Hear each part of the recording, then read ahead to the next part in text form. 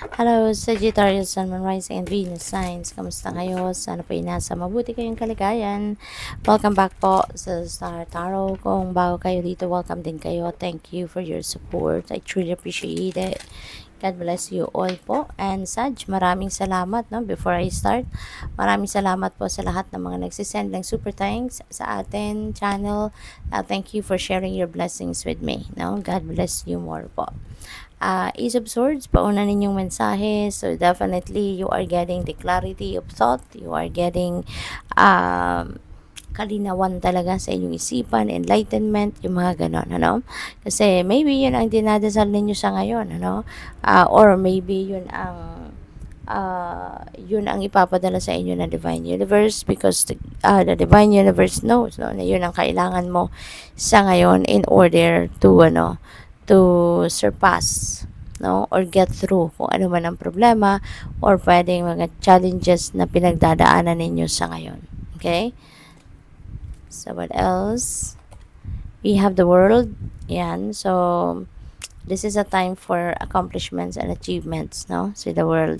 So meron ditong mga magi-end, no, na trabaho kayo, pwedeng magi-end na task or projects, mga ganon, mga long time or long term ninyong ginawa or inasikaso, maaring sa ngayon matatapos mo na to. Now you are going to achieve kung ano man ang goal ninyo rito. Kaya you are going to be feeling fulfilled, no? And successful kayo, excited kayo, yung ganon. Maaari din na may travel, no? Ang iba sa inyo rito. Baka magta-travel kayo across the globe or around the world, no? Depende sa inyong sitwasyon. Pwedeng yung travel na yan, pwedeng related sa expansion, pag-aaral, trabaho, pasyal, depende sa inyong sitwasyon. And definitely, since meron kayong tatapusin, merong mga bagay na magtatapos, you are also going to start something new, no?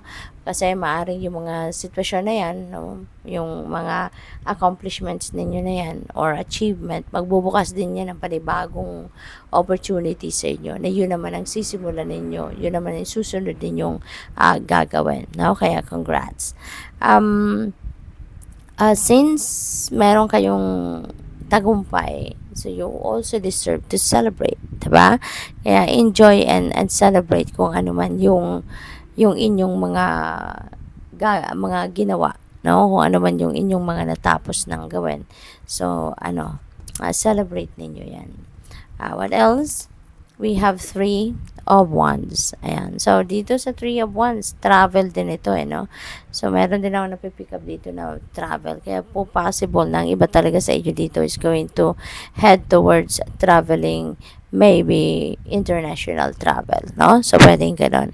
Ang iba din sa inyo dito, naghihintay no? Meron ang hinihintay. Baka ang hinihintay ninyo rito, baka ang iba sa inyo paalis na, no? Baka kayo naghihintay nila ng sasakyan ninyo or baka naghihintay kayo ng documents, no? Travel documents ninyo kasi maaaring yun na lang hinihintay ninyo or baka go signal, no? Sa inyo na kung sino man na pwede na kayong umulis, pwede na kayong lumipad, pwede na kayong mag-travel. So, possible din yun, no?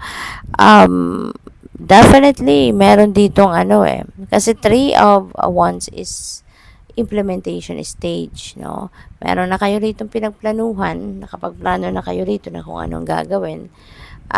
Nakapagplano na kayo kung anong susunod din yung mga negosyo or ano man ang susunod din yung mga sisimulan sa buhay ninyo. At ngayon, maaring mag-i-implement ka na. You're going to start rolling the dice para ma-achieve mo na or makalapit ka na doon sa pag-achieve na kung ano man ang mga goals ninyo sa ngayon. We have Queen of Cups, no? Feeling ko dito, meron kayong support, no, na nakukuha coming from from a mother figure. Pwedeng yung mom ninyo, very supportive of you, or baka yung lola ninyo, or anyone, na tumatayong parang nanay ninyo.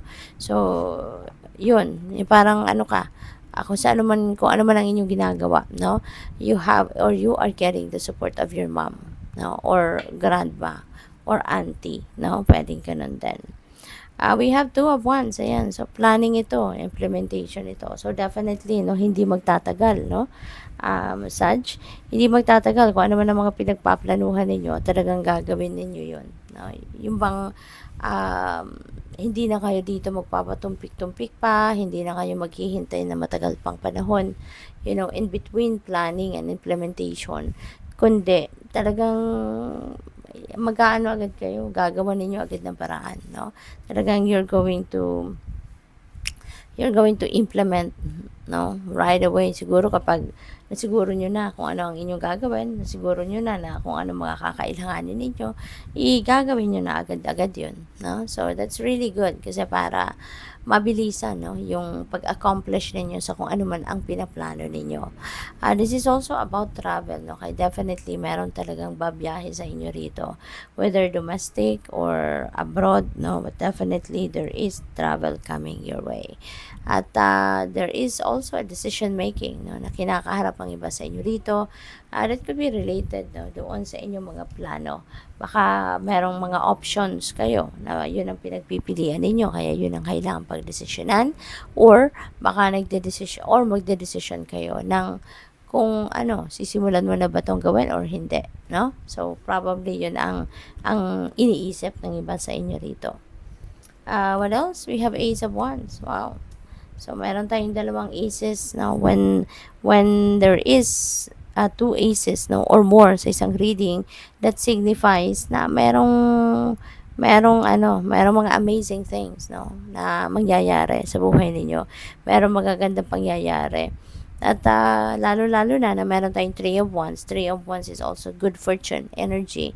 Kaya may swerte, no? May swerte. Merong mga magagandang pangyayari talaga na mag-unfold sa buhay ninyo at this time. Sa Ace of Wands, opportunity ito no? Meron ditong dadating na opportunity that you are going to embrace and you are going to definitely start.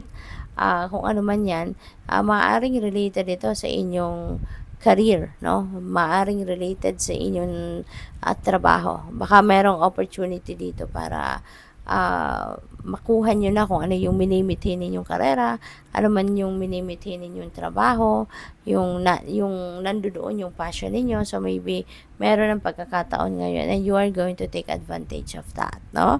And, this is also about, this is also about passion, no?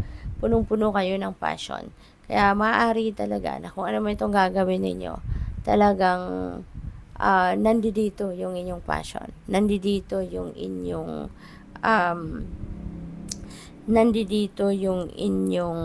tawag dito, yung puso ninyo, no? This is something na talagang this is what you love to do. Kaya hindi ka na magpapatumpik-tumpik pa rito. Kaya good luck. Thank you for watching Love and Light. Namaste.